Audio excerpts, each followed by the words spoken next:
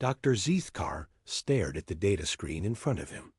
The blue glow hurt his large eyes, but he kept reading. Earth, Class 13 Deathworld. The file was thin, just basic information from an old probe scan. Nothing special about this planet or its people. He touched the screen with one of his 6 fingers. The humans were coming today. Their ship had arrived at Nexus 7 station just hours ago. Soon he would meet the first, beings from Earth. The thought made his stomach twist with worry. Deathworlders were always dangerous. Even Class 13 ones. Their planets made them strong and mean. They fought for everything. Food, water, territory, mates. The galaxy had learned to be careful around them, but the humans seemed different from their reports. Their messages were polite. They asked for permission before coming. They wanted to join the Galactic Council peacefully. Maybe Earth had not made them as wild as other Deathworld species. The door to his lab opened with a soft hiss. His assistant, a young Zelkari named Piptal, rolled in on her 6 legs. "The humans are here," she said. Her voice was high and musical, like wind chimes. "They want to meet with the council representatives." Zeethkar nodded. He had been chosen to study the humans during their visit. His job was to learn about their biology, their culture, their world. The council needed to know if Earth's people could be trusted. "How many came?" he asked. 4. A captain, a diplomat, a doctor, and a soldier. "Just 4? Zeethkar was surprised. Most Deathworld species sent large groups. They did not trust easily. Yes, they said more would come later if talks go well. Zeethkar saved his work and stood up. His tall, thin body unfolded like a crane. He was almost 8 feet tall, but he weighed less than most humans. His home planet had low gravity and thick air. Everything there was light and floaty. He followed Piptal through the station's corridors. Nexus 7 was huge, built to house many different species. The halls were wide and tall. The air was kept at a mix that most beings could breathe. The gravity was set to galactic standard, stronger than Zeethkar's home, but weaker than most Deathworlds. They reached the meeting room. Through the clear wall, Zeethkar could see the humans. They sat at a round table with Council Representative Velthur, a beautiful crystalline being who sparkled in the light. The humans looked normal. Zeethkar had expected something more frightening. They were about average height for galactic species. They had 2 arms, 2 legs, 1 head. Their skin was smooth and came in different shades of brown and pink. Their hair was dark or light, straight or curly. The captain was a man with short brown hair and kind eyes. He wore a blue uniform with gold stripes on the sleeves. His name was Jake Morrison, according to the file. Next to him sat Lisa Chong, the diplomat. She was a woman with long black hair and a warm smile. She talked with her hands, moving them as she spoke. The doctor was Peter Walsh, an older man with gray hair and glasses. He looked tired but alert, like he had seen many things in his life. The soldier was Amy Rodriguez, a woman with short black hair and sharp eyes. She sat straight and watched everything around her. But she did not look mean or angry, just careful. Zeethkar pressed a button on the wall. The room's sound came through a speaker. "Earth has about 7 billion people," Lisa Chong was saying. "We have many different countries and cultures. We want to learn from other worlds and share what we know. Your world is classified as Class 13, Velthur said. Her voice was like singing crystal. "Tell us about your environment." "Oh, it's wonderful," Jake Morrison said. "We have oceans and mountains, deserts and forests. The weather changes with the seasons. Sometimes it's hot, sometimes cold. We have storms and sunshine. Pretty normal stuff, I think." Zeethkar frowned. That sounded like more than normal variation. Most inhabited worlds had stable climates. What about dangerous animals? Velther asked. Well, we have some big predators, Amy Rodriguez said. Bears, lions, sharks, snakes. But most animals leave people alone if you don't bother them. We've learned to live together. Predators. Zethkar made a note. Most garden worlds had no large predators. The animals were small and harmless. What do you do for fun on Earth? Velther asked. Lots of things, Peter Walsh said. We play sports, go hiking, swim in the ocean. We have music and art. We like to travel and see new places. I love running, Lisa Chong added. Back home, I run marathons. It's great exercise. Zethkar paused. Marathons. He looked up the word in his database. 26.2 miles. That was impossible. No sane being would run that far for fun. It had to be a translation error. We also enjoy climbing, Jake Morrison said. Mountains, rock walls, things like that. There's something great about reaching the top and seeing the view. Climbing. Zethkar's species lived in trees, but they used all 6 limbs and moved slowly. The idea of climbing straight up a rock face seemed crazy. What about your military? Velther asked carefully. All species had some kind of defense force, but Deathworlders were usually more violent. We have armies and navies, Amy Rodriguez said, but we mostly keep peace now. We've learned that fighting doesn't solve problems. We'd rather talk things out. That was surprising. Most Deathworld species were proud of their fighting skills. The meeting went on for another hour. The humans answered every question politely. They seemed eager to learn about galactic civilization. They asked about trade, science, culture, and art. Zethkar found himself liking them. They were not what he expected from Deathworlders. They were friendly and curious, not mean and suspicious. But small things bothered him. The way they moved, smooth and balanced. The way they sat, relaxed but ready. The casual way they talked about their world's dangers. When the meeting ended, Velther showed the humans to their quarters. Zethkar went back to his lab. He pulled up Earth's file again and started cross-referencing the information. The probe had scanned Earth 47 years ago. It had taken readings from one location for 3 days. The data showed a cold, rocky world with thin air and high radiation. But the humans described a world with thick atmosphere, warm oceans, and lush forests. The probe readings did not match. Zethkar dug deeper. The probe had landed in something called Northern Canada during winter. The humans had mentioned seasons. Maybe the probe had only seen Earth at its worst time and place. He started calculating. If the probe's readings were from winter, what would summer be like? If it landed in a cold region, how hot were the warm regions? The numbers made his head spin. The temperature ranges were enormous. The seasonal changes were extreme. The atmospheric pressure varied wildly with altitude. Slowly, a terrible thought began to form in Zethkar's mind. What if the probe had gotten it wrong? What if Earth was not Class 13? What if it was much worse?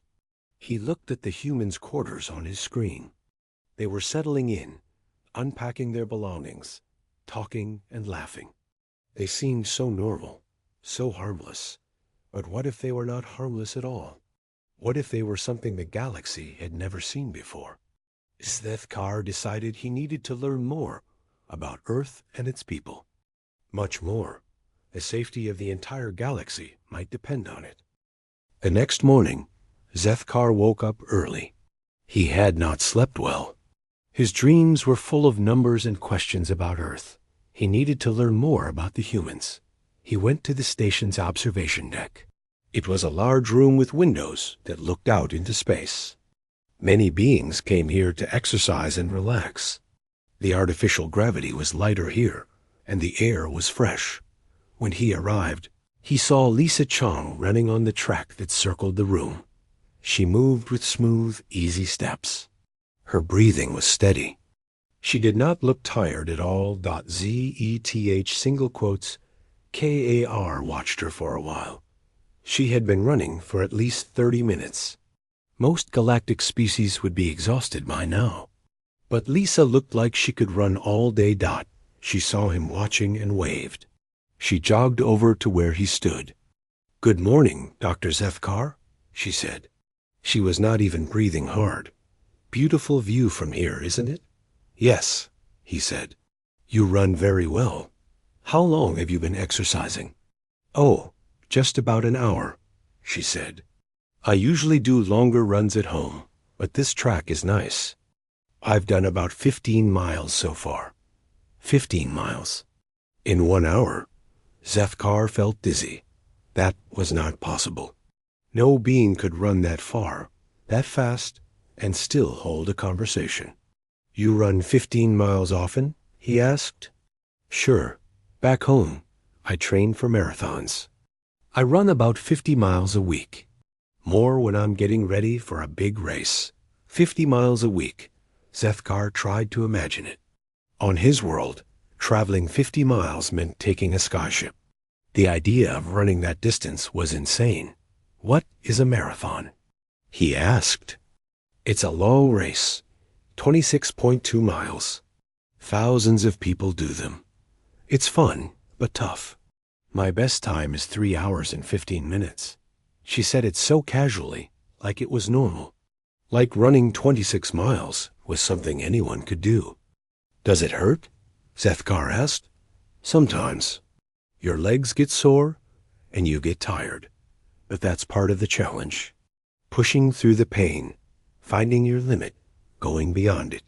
That's what makes it worth doing. Pushing through pain, going beyond limits."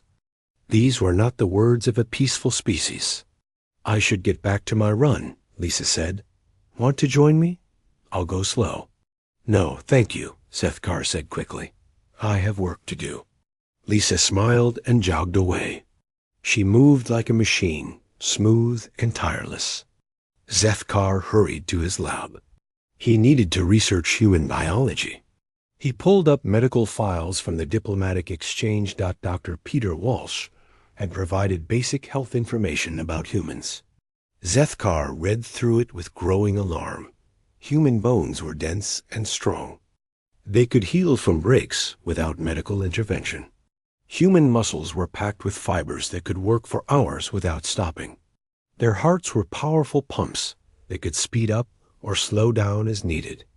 But the most frightening part was their immune system. Humans lived with thousands of tiny organisms inside their bodies. Bacteria, viruses, fungi. Things that would kill most galactic species were just part of normal human life. The report mentioned diseases that humans survived: appendicitis, pneumonia, infections, cancers. They cut out damaged organs and kept living. They rebuilt broken bones stronger than before. They fought off invasions that would destroy entire worlds. Zefkar's hands shook as he read. These were not the bodies of a peaceful species. These were the bodies of warriors built for survival in a hostile world. He decided to talk to Dr. Walsh directly. He found the human doctor in the medical bay, talking with the station's chief physician, Dr. Corval. "The human immune system is fascinating," Dr. Walsh was saying. "We've evolved to live with so many microorganisms. Our bodies are like entire ecosystems. But how do you survive with so many pathogens?" Dr. Corval asked. He was a tall, blue-skinned being with 4 arms. "Most of them help us," Dr. Walsh said. "They break down food, fight off harmful invaders, even help us think better. We've learned to work with them instead of against them." "What about the dangerous ones?" "Well, we have diseases that can be serious. Flu, malaria, tuberculosis. But we've developed medicines and vaccines. Our bodies learn to fight them off. Kids get sick, build immunity, and grow up stronger. Getting sick to become stronger." Zefkar had never heard of such a thing. "What about injuries?" Dr. Corval asked. "Humans are pretty tough," Dr. Walsh said. "Broken bones heal in 6 to 8 weeks. Cuts and scrapes heal in days. We can lose a lot of blood and still survive. Our bodies are good at fixing themselves. What about surgery? We can replace organs, repair hearts, even reattach limbs sometimes. I've done operations in war zones, field hospitals, emergency rooms. You learn to work fast and adapt to any situation. War zones. Emergency rooms. These were not places of peace. Zethkar listened to more of the conversation. Dr. Walsh talked about human medicine like it was a battle. Fighting disease, attacking cancer, conquering pain. Every medical term was about conflict and violence.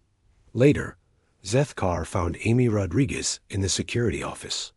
She was talking with the station's defense chief, Commander Thax.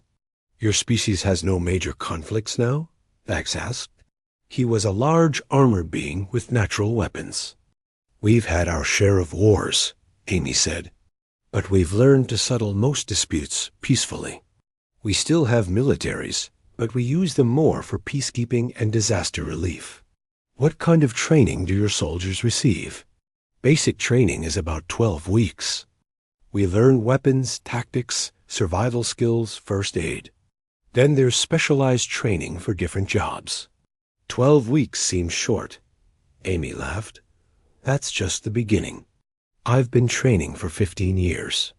Mountain warfare, desert survival, Arctic operations, underwater combat. You never stop learning. Mountain warfare, Arctic operations, underwater combat." Zethkar made notes frantically. "What's the hardest environment you've worked in?" Thax asked. "Probably Afghanistan. High altitude, extreme temperatures, rough terrain. We'd patrol for days with heavy packs, sleeping on the ground, eating field rations. The air was so thin that newcomers got sick just from walking." "How high?" "About 12,000 feet above sea level.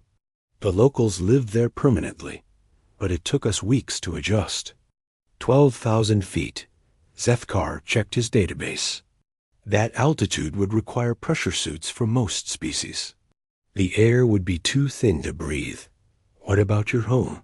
Thax asked. "Where did you grow up?" "Colorado. Denver is about a mile high. Great place for training. The thin air makes you strong. A mile high. Living permanently at altitude, it would kill most beings." "We'd go hiking in the mountains every weekend," Amy continued. 14,000-foot peaks, sometimes higher. Great views, but you had to be in good shape. She talked about climbing mountains like it was a hobby. Like risking death for fun was normal. That evening, Zethkar met with his research team. Piptal and 2 other scientists had been gathering information about Earth. "The humans' home planet is very strange," Piptal said. "Look at these numbers." She showed holographic displays of Earth's data. Temperature ranges from -40 to +120 degrees. Atmospheric pressure that varied from sea level to mountain peaks. Gravity nearly twice galactic standard. "The surface is 70% water," said Dr. Vexner, a marine biologist. "The oceans are deep, sometimes over 6 miles down. The pressure at those depths would crush most ships. And humans swim in these oceans?" Zethkar asked. "For fun," Vexner said. "They have something called surfing, where they ride waves as tall as buildings." "The land is just as dangerous," said Dr. Morpak, a geologist. "Active volcanoes, earthquakes, massive storms. The planet is trying to kill everything on it. Yet humans live everywhere," Piptal said. "Deserts, polar regions, high mountains, tropical jungles. They've adapted to every environment." Zethkar stared at the data. Each new fact made Earth seem more impossible. How could any species survive? On such a world, how could they not just survive, but thrive? "There's something else," Piptal said quietly. "I've been checking the original probe data. I think there might have been an error." "What kind of error?" "The probe classified Earth as Class 13, but look at these readings. The gravity, the atmospheric density, the radiation levels. If these numbers are right. She paused, her voice dropping to a whisper. Earth might not be Class 13 at all. It might be Class 1. Class 1, the most dangerous classification in the galaxy. Worlds so hostile that they were considered uninhabitable. Planets where even the smallest mistake meant death. If Earth was Class 1, then humans were not just another Deathworld species. They were something the galaxy had never seen before. Beings who could live on a planet that should have killed them all. Zethkar felt fear creep up his spine. What had they invited onto Nexus 7? Zethkar could not sleep. His mind raced with terrible possibilities. If Earth was really a Class 1 Deathworld, then everything they knew about Deathworld species was wrong. Class 1 planets were not supposed to have intelligent life. They were too dangerous. He spent the night checking and double-checking the data. Every calculation pointed to the same shocking conclusion. Earth was not just dangerous.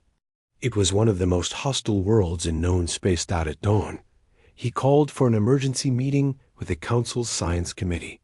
Within hours, 12 of the galaxy's top scientists gathered in the secure conference room deep inside Nexus 7. This better be important.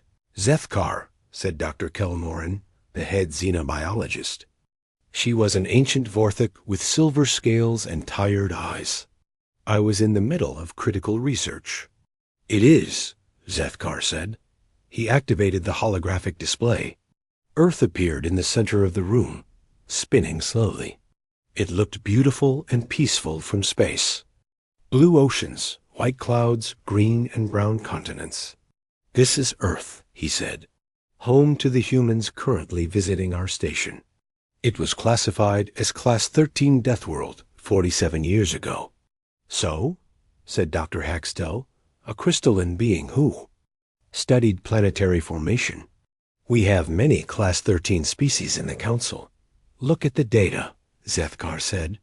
Numbers and charts filled the air around Earth's image. Surface gravity, 9.8 meters per second squared. Atmospheric pressure, 101.3 kilopascals at sea level. Temperature range, -89 to +57 degrees Celsius. The room fell silent. Scientists began calculating in their heads, comparing Earth's numbers to galactic standards. That's impossible, whispered Dr. Quinver, an atmospheric specialist. No one can live in that gravity. The atmospheric pressure would crush most of our species, added Dr. Kelmoran. And those temperature ranges, said Dr. Haxtell. How does anything survive? It gets worse, Zethkar said. He changed the display to show Earth's geography. 70% of the surface is covered by water. Ocean depths reach 11 kilometers. The planet has active volcanoes, earthquakes, hurricanes, tornadoes, and blizzards. More silence. Then Dr. Kelmoran spoke, her voice shaking. If these readings are accurate, Earth is not Class 13. It's Class 1, maybe even beyond our classification system. But that's impossible, Dr. Quinver said. Class 1 worlds don't have intelligent life. They can't. Nothing could evolve in those conditions. The humans did, Zethkar said simply. He showed them videos that Jake Morrison had shared. Humans surfing waves as tall as buildings. Humans climbing straight up cliff faces with only ropes and metal tools. Humans running through deserts where the sand was hot enough to burn. They call this recreation, Zethkar said. These are their fun activities. The scientists watched in horror. One video showed humans jumping out of aircraft and falling toward the ground at terminal velocity before opening fabric wings. Another showed humans diving deep underwater without breathing equipment. And this, Zethkar said, showing a recording from something called the Olympics, is what they consider athletic competition. The scientists watched humans throwing heavy metal balls farther than most species could carry them. They saw humans running faster than most ground vehicles. They watched humans lifting weights that would require machinery on most worlds. "This cannot be real," Dr. Haxtell said. "These must be their strongest warriors, enhanced with technology." "No," Sethkar said. "These are normal humans. I've been observing them for 2 days. They do these things casually, like breathing." He told them about Lisa Chong's marathon training, about Amy Rodriguez's mountain warfare experience, about Dr. Walsh's description of human medicine as a war against disease. "We need to contact Earth immediately," Dr. Kelmoran said. "We need more data." "I already have," Sethkar said. "The responses are disturbing." He showed them messages from Earth's scientists. Dr. Kevin Brooks, working in Alaska, had sent cheerful reports about the weather. -40 degrees, he said, was a normal winter day. Good for outdoor research. Dr. Rebecca Stone, contacted from Death Valley, had laughed at questions about extreme heat. 120 degrees was warm, she said, but manageable with proper hydration. Captain Steve Murphy, a marine biologist, had provided data from deep ocean research. He worked routinely at pressures that would implode most spacecraft. He described it as peaceful and relaxing. "They think these conditions are normal," Sethkar said. "They live in environments that would kill us in minutes, and they call it home." The meeting erupted in frightened voices. Scientists argued about what to do. Some wanted to evacuate the station immediately.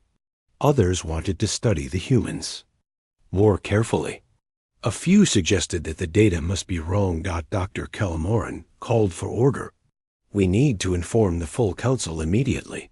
This is a matter of galactic security." Within hours, every council member was awakened and called to emergency session. The great chamber filled with representatives from across the galaxy. Beings of every shape and size took their seats, all wondering what crisis required such urgency. High Counselor Mordock, a massive insectoid being, called the meeting to order.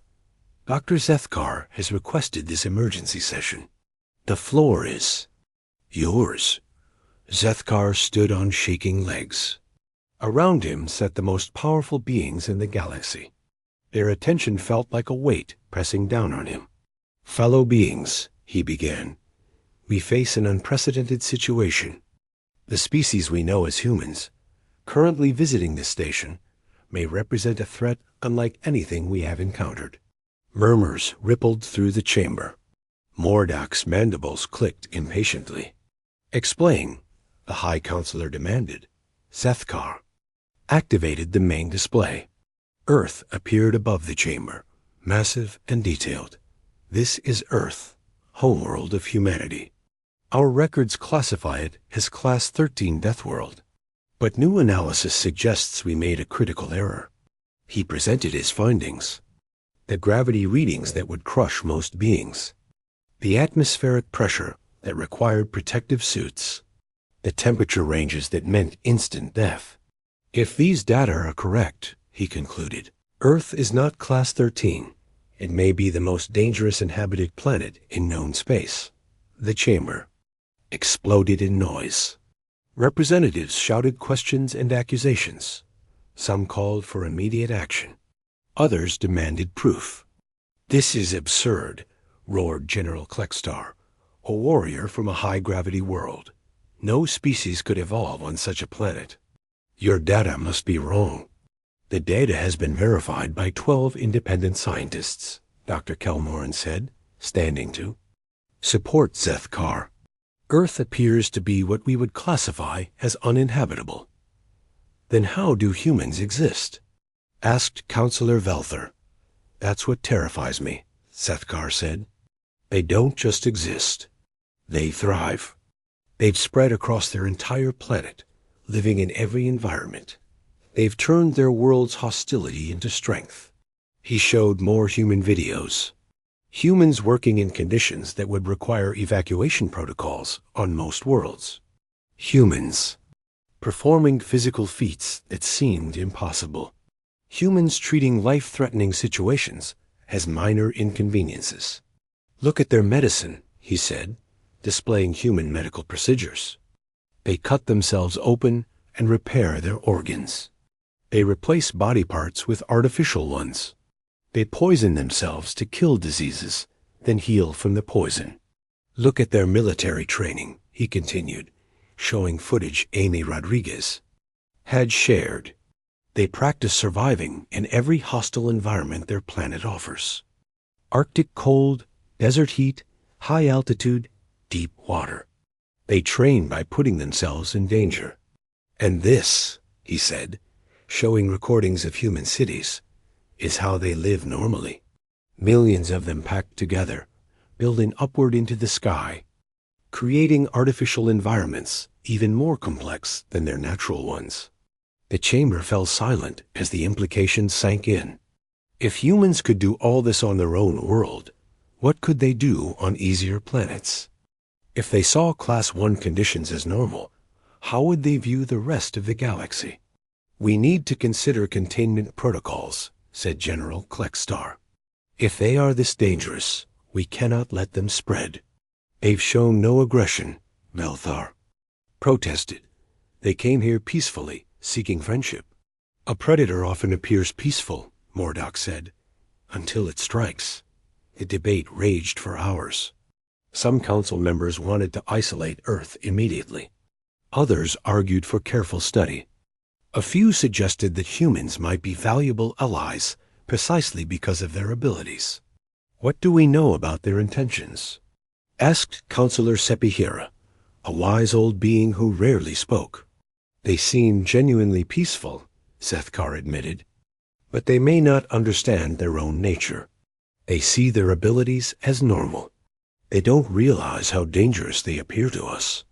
Or, said General Kleckstar darkly, they're hiding their true nature until they learn our weaknesses. The meeting continued late into the night. No decisions were made, but fear filled the chamber like smoke.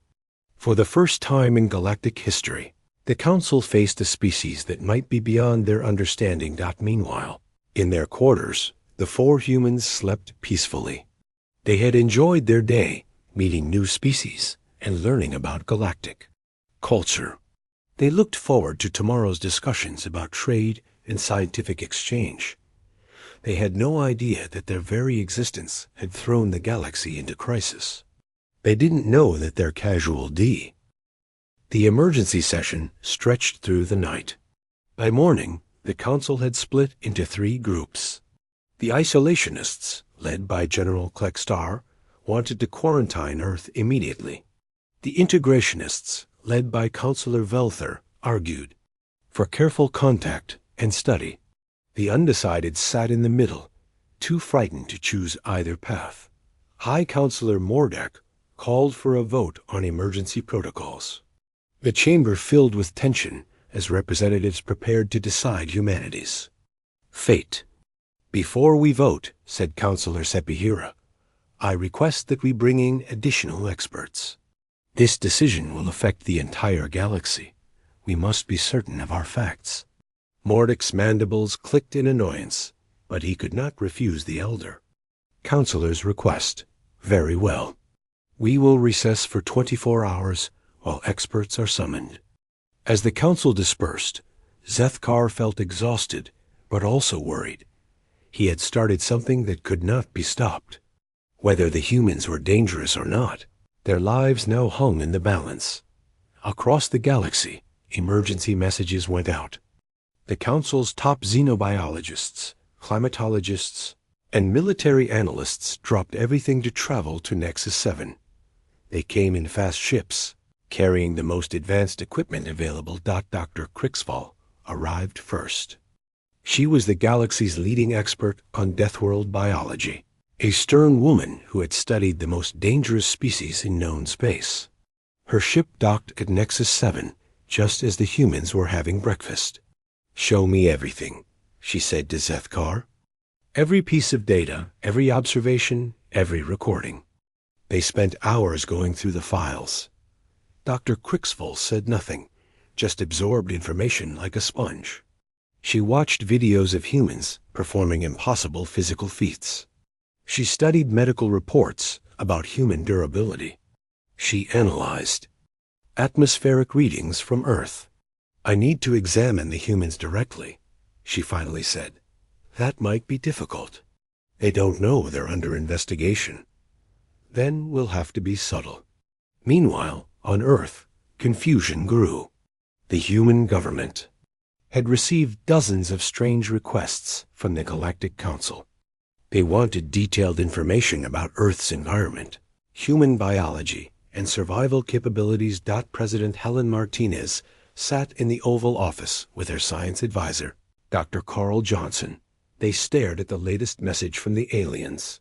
"They want to know about our extreme survival protocols," the president said. "What does that mean?" "I'm not sure," Dr. Johnson admitted. "They seem very interested in our weather patterns, natural disasters, and physical capabilities. Maybe they're planning to visit Earth," suggested Secretary of State William Chun. "They probably want to know what kind of environment to expect." The president nodded. That made sense. "Let's give them what they want. Full cooperation. We want to make a good impression." Orders went out to scientific institutions across Earth. Provide detailed information about human survival capabilities. Explain how humans adapt to different environments. Describe the full range of Earth's climate and geography. The responses that came back painted a picture that would have terrified the alien scientists if they had understood what they were reading. Dr. Sarah Kim, the climatologist, provided cheerful descriptions of Earth's seasonal variations. She explained how humans lived through temperature swings of over 100 degrees Celsius. She described hurricanes as challenging but manageable weather events. Colonel Frank Davis, the military liaison, sent detailed reports on human physical training. He described how soldiers learned to operate in Arctic conditions, desert heat, high altitude, and underwater environments. He included videos of training exercises that looked like torture to alien eyes. Dr. Jennifer Lopez, a sports medicine specialist, provided data on human athletic performance. She explained how marathon runners could travel 26 miles on foot, how swimmers could hold their breath for minutes underwater, how climbers could scale vertical rock faces. All of this information was packaged and sent to the Galactic Council as helpful background material for potential tourism and cultural exchange. Back on Nexus 7, Dr. Crixville finished her analysis. She called Zeth Carr to her temporary laboratory. "Your conclusions are correct," she said without preamble. "Earth is not Class 13. It may be the most dangerous inhabited world we've ever encountered." "How dangerous?" "Based on these readings, I would classify it as Class 1 Alpha, beyond our normal scale." Zethkar felt his legs go weak. "What does that mean for the humans?" "It means they're not just survivors. They're the ultimate survivors. Every challenge their planet threw at them, they overcame. They didn't just adapt to their environment. They conquered it." She showed him new calculations. "Look at this. Earth's gravity is nearly twice galactic standard. That means every human is constantly doing strength training just by existing. Their bones are dense, their muscles are powerful, their hearts are strong. And the atmospheric pressure? Most of our species would need pressure suits to survive on Earth's surface. Humans breathe that dense atmosphere like it's nothing. It gives them incredible endurance." "What about the temperature ranges?" "Deadly to most life forms. But humans have learned to survive in every climate their planet offers. They've developed technology, clothing, shelter, and behavioral adaptations that let them live anywhere." Dr. Crixville pulled up the human videos again. "This isn't just physical adaptation. Look at their social behavior. They work together under extreme stress. They risk their lives to save each other. They've turned their planet's hostility into a source of strength and unity. So what do we do?" "That's not my decision to make." But I can tell you this. If the humans wanted to conquer the galaxy, they probably could. They're stronger, tougher, and more adaptable than any species we've encountered. But they seem peaceful, Sethkar protested. For now. But what happens when they realize how weak the rest of us are compared to them? What happens when they learn that our dangerous worlds are like vacation resorts to them? The question hung in the air like a poison cloud. That afternoon, Dr. Crixfall arranged to meet the humans. She disguised it as a routine medical and cultural exchange. The humans were happy to participate, eager to learn about galactic civilization. The meeting took place in the station's medical bay. All 4 humans submitted to basic scans and answered questions about their biology and culture. They had no idea they were being evaluated as potential threats. Your species seems remarkably resilient, Dr. Crixval observed, studying the scan results. These bone density readings are extraordinary. Thanks, Jake Morrison said with a smile. We have to be tough. Earth doesn't give you much choice. Tell me about your childhood. What was it like growing up on your world? Jake laughed. Normal kid stuff, I guess. Played outside a lot. Went hiking with my family. Learned to swim in the lake near our house. Swimming? Dr. Crixfall made a note. In natural water? Sure. Lakes, rivers, the ocean. I love body surfing. There's nothing like riding a big wave. How big? Oh, maybe 8 or 10 feet on a good day. My buddy Tony goes after the really big ones. 20-footers, sometimes bigger. 20-foot waves. Dr. Crixfall tried to imagine it. Walls of water that could crush a building, and humans rode them for fun. What about dangerous animals? She asked. We learned to be careful, Amy Rodriguez said. Don't surprise a bear. Stay away from snake nests. Don't swim where there are sharks. Common sense stuff. Bears, snakes, sharks. Predators that would empty entire star systems, and humans called avoiding them common sense. Did you ever get hurt as children? Of course. Lisa Chong said. Broken bones, cuts, bruises. I broke my arm falling out of a tree when I was 8. Had it in a cast for 6 weeks, then it was good as new. You climbed trees as a child? All the time. Great exercise, and the view from the top was amazing. My parents encouraged it. Said it built character. Building character by risking falls. That could kill most young aliens. Dr. Crixfall was beginning to understand the true horror of human childhood. They were trained from birth to survive in conditions that would destroy other species. What about education? She asked. Standard stuff, Dr. Walsh said. Reading, writing, math, science. We had physical education too. Running, jumping, climbing, sports. Sports? Games where you compete against other people or teams.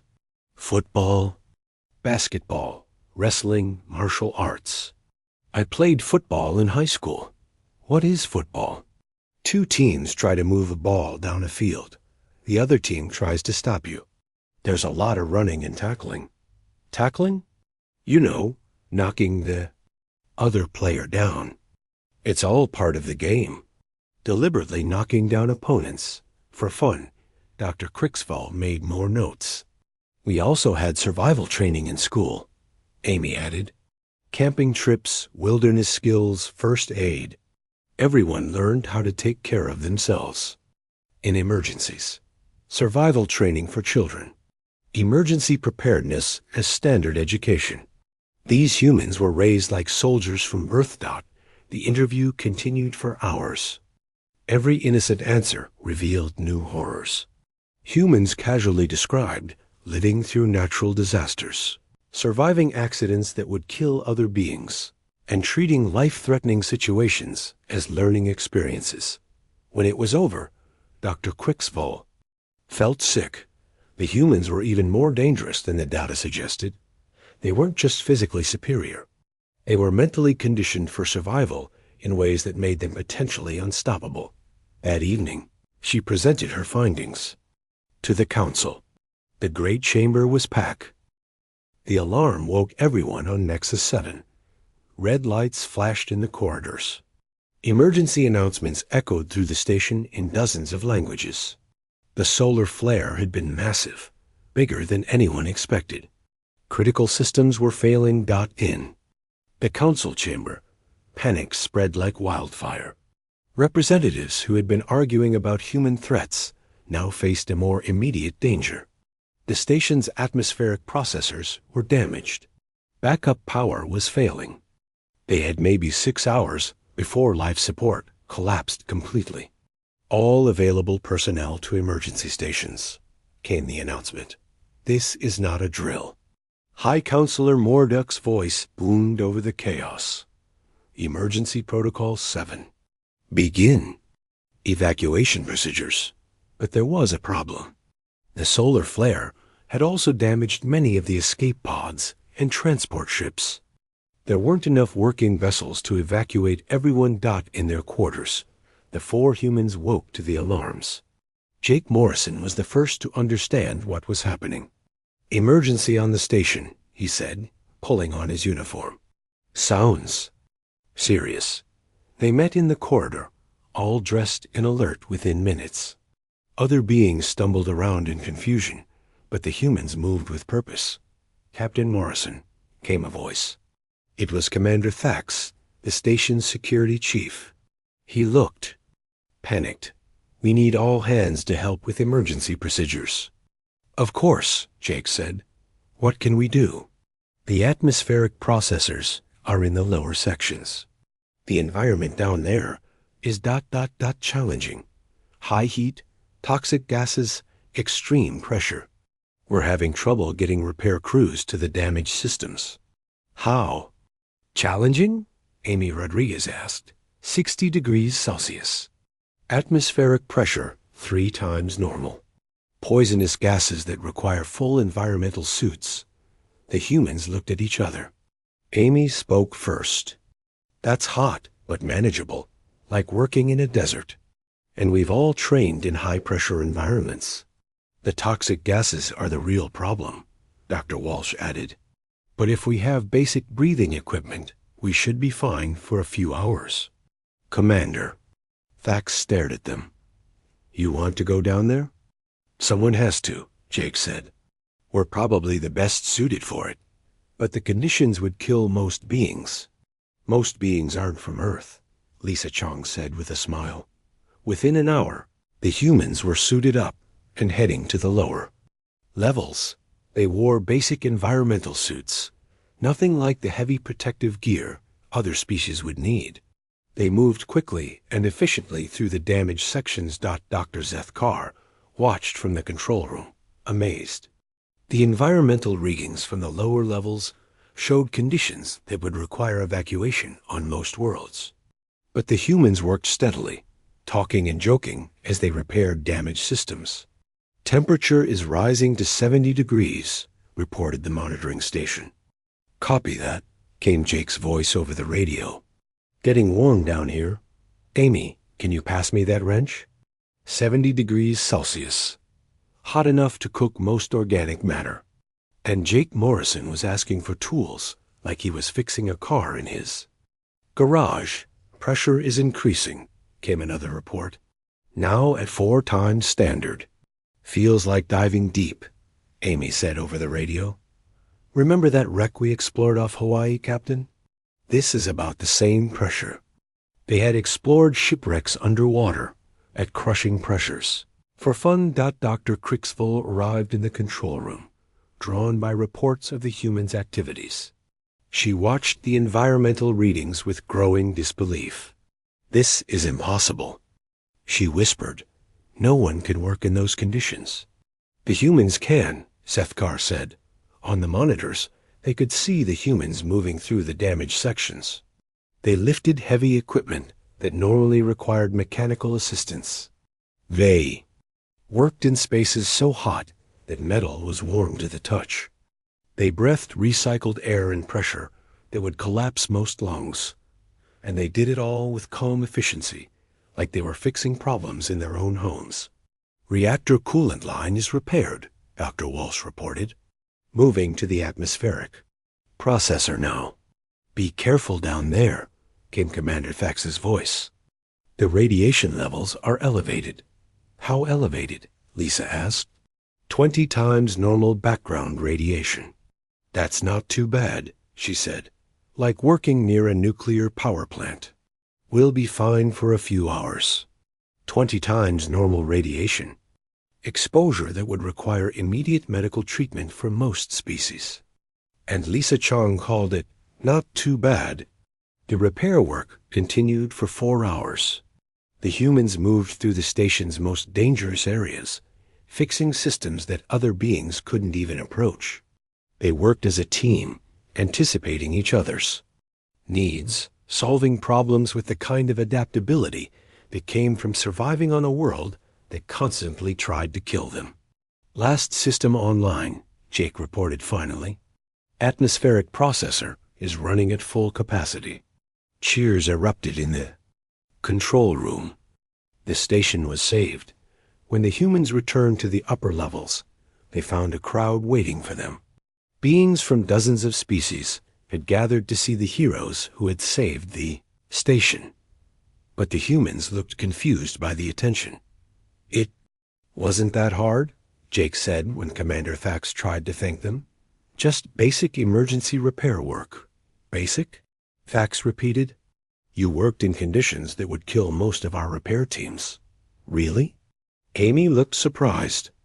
"It was hot and pressurized, but nothing we haven't dealt with before. Remember that time in Afghanistan when the air conditioning broke in summer?" She was comparing the station emergency to a broken air conditioner. Dr. Zethkar pushed through the crowd. He had to speak with the humans. "Captain Morrison," he said, "may I ask you something?" "Sure." "Did you know how dangerous those conditions were?" Jake thought about it. "Dangerous?" "I guess, but not more dangerous than a lot of things we do on Earth. Mountain climbing, deep sea diving, working in mines or oil rigs. We train for this kind of stuff." "You train for it?" "Sure. Emergency response, disaster relief, search and rescue. Part of being human is helping each other when things go wrong. Helping each other when things go wrong." Such a simple concept. But it revealed everything about humanity's true nature. Dr. Quicksfall approached, her expression thoughtful. "Captain," she said, "I need to ask you something important. Did you volunteer for this mission because you knew you were uniquely qualified?" "What do you mean?" "Did you know that other species couldn't survive what you just did?" Jake looked puzzled. "No. I mean, we figured we were probably in good shape for it, but we didn't think we were special. We just wanted to help." They didn't know. They had no idea how extraordinary they were. That evening, the council met in emergency session again. But this time, the mood was different. Fear had been replaced by wonder and respect. "The humans saved this station," Belther said. "They risked their lives for beings they barely know." "They didn't even know they were taking a risk," Dr. Cricksville added. "To them, it was just helping neighbors in trouble." "But they're still dangerous," General Kleckstar insisted, though his voice lacked conviction. "Dangerous to our enemies, perhaps," said Counselor Sepihira, "but clearly not to their friends." High Counselor Morduk called for order. "We must make a decision about Earth's classification and humanity's status in the Galactic Council." The debate was brief. The humans had proven themselves not through violence or threats, but through courage and compassion. They had risked everything to save strangers. The vote was unanimous. Earth would be reclassified as Class 1 Alpha, the most dangerous inhabited world in known space. But humanity would be welcomed into the Galactic Council with full membership and the highest honors. When Jake Morrison received the news, his reaction was typical. "Class 1 Alpha," he said. "That sounds serious. Does that come with better parking spaces?" Dr. Zethkar laughed. After everything he had learned about humans, Jake's casual response was perfectly normal. "Captain," he said, "I have been studying your species for days. I have one final question. Shoot. How did humanity become so strong and resilient without becoming cruel and violent?" Jake thought about it seriously. "I guess because our world taught us that we're stronger together than apart. When everything around you is trying to kill you, you learn to depend on each other. You learn that the person next to you might be the one who saves your life. And that made you peaceful? It made us human," Jake said simply. Later that night, Dr. Zithkar filed his final report on humanity. His conclusion was simple. Humans were indeed the products of the most dangerous world in known space. But instead of making them monsters, their world had made them heroes. The galaxy had gained its strangest and strongest allies. And Earth, officially classified as a Class 1 Alpha Death World, had become the safest place in the galaxy to have as a friend. The humans, of course, remained completely unaware of how remarkable they were.